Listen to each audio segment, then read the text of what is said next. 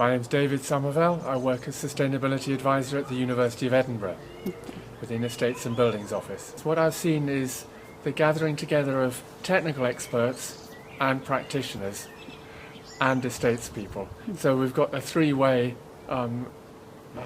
triangle there, which is very effective. Yeah. I've already seen in the plenary sessions lessons from the United States, from the Labs 21 programs, from University of California, very, very similar challenges that they have faced, sometimes investing more funds and more quickly than us here, but at Edinburgh we're building dozens of laboratories over the last 15-20 years as well, and so we're similarly challenged by running costs going to the sky, by challenges of the technical changes in the science as well.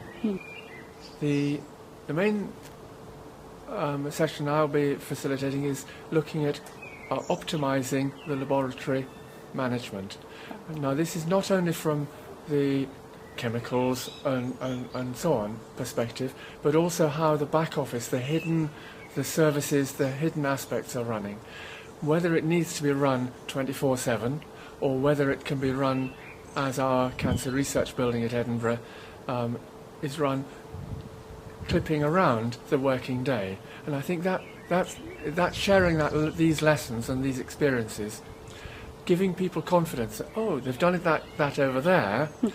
That's the purpose of these sort of meetings. My main area is looking at how we can provide an underpinning service to scientists, whether they're teachers or researchers.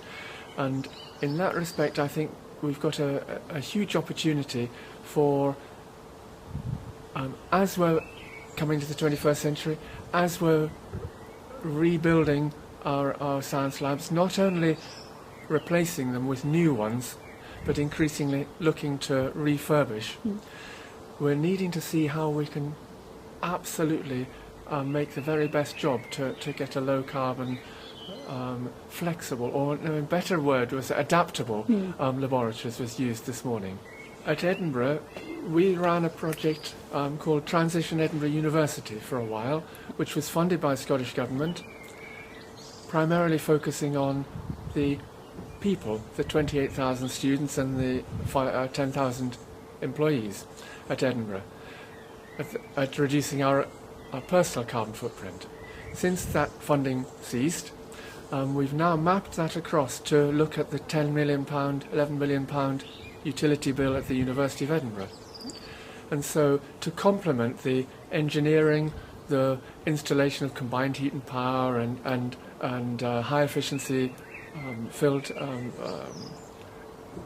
air handling plants and so on, we're now finding that going down the corridor, knocking on the doors, face-to-face communication with people who aren't necessarily skilled and experts in energy, engaging with colleagues, whether they're postdoctoral students, principal investigators, or well-experienced technicians, asking them.